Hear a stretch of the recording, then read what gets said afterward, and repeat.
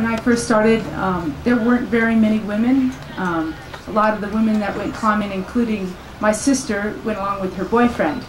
And she didn't really like climbing. She was just going along for the ride because her boyfriend was into it. And she took my sister and I climbing for the first time, and she was afraid to leave. And she didn't even tell me that. So she set me up with all the gear and everything, and she pointed to the bolts. That fortunately they were bolts and it wasn't trad climbing. That would have been really complicated. But sometimes it's more difficult on slabs because there's no obvious holds. And I had her boots that were too big, and it was just really foreign to me. And so I led my first climb, and I guess that was a good introduction to taking responsibility for myself as a woman, as a young woman, because I was only 14. Like climbing takes a lot of time, and so how do you manage your life so that you're a good person, you're a good mother, a good wife, or whatever? How do you juggle all of that? The biggest struggle for me with finding balance is just learning that I can't be great at everything I do all the time, and I'm always expecting that of myself. So it's just, you gotta just mellow out every once in a while and take a step back and say, okay, whoa, this is too much.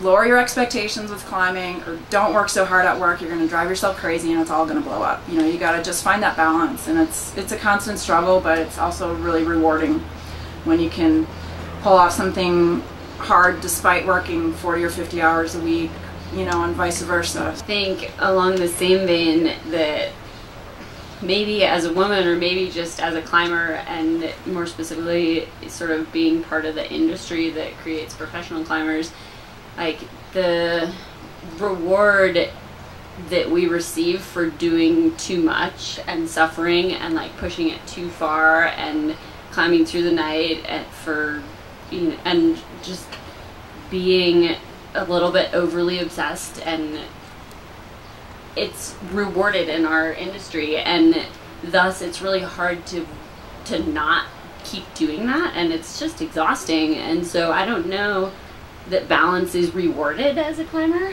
Balance is like a, you know, what's also been said, it's like a ball in the air. You've got a juggle going on, and you can't really focus all the time on climbing, even if climbing was the only thing that you did, because your body won't take it, your mind won't take it. It's not healthy. So you got to focus on that for a while and then change to something else, another aspect even of climbing. Maybe it's stretching or meditation or something a little bit sideways from it.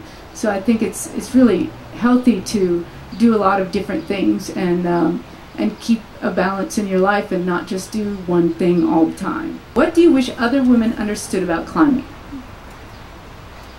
I want to build on what Lynn said earlier about and what is the common perception of the advantages that women have of balance and coordination and this grace, and I think that's all completely true. But I think that what is always neglected is that women can be incredibly powerful, and I don't think they give that attention. I know a lot of women who have an incredible amount of power too. So when you get all of those things working together, it's like an even more powerful force. I mean, it's like this crazy combination of this really, really great grace and technique and balance. But I think that the power aspect of it is often underplayed. To just try things, and try things that might not seem possible or might not seem your style, whether it's a certain grade or, oh, that's going to be too powerful for me. Well, it's probably not. You might need to get stronger, but it doesn't mean you can't do it.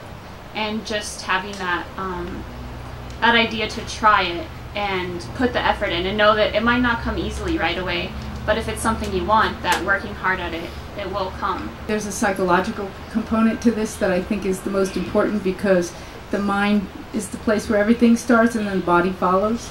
So as a little girl, we're told all these things. It's not good to have muscles. It's just people don't see it very often. It's unusual. I think it's beautiful too.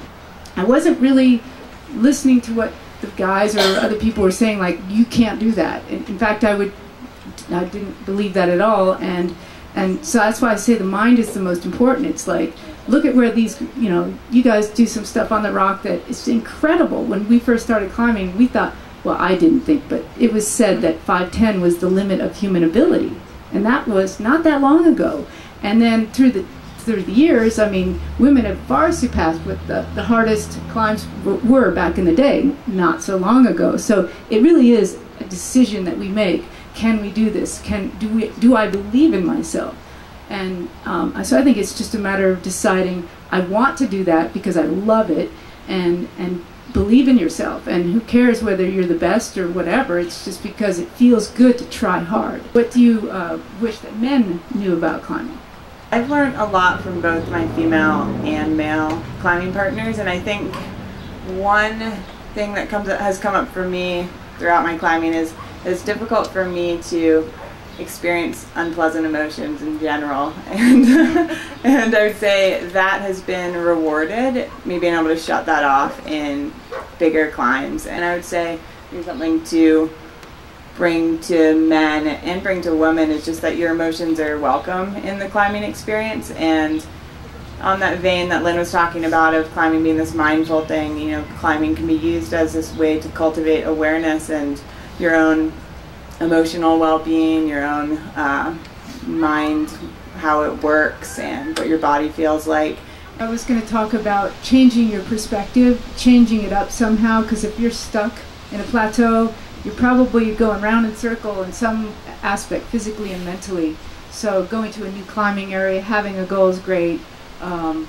Changing your training, there's such thing as periodizational training, where you alter your training from power to, well, actually I would start it the other way around. I would start with low intensity, then build it up to quantity, then you bring back the quantity and you go to power, more power, then power endurance being kind of like pretty intense, and then ultimate power. So you've got all these different things that you can work on, making sure that you're progressing at each stage without injuring yourself.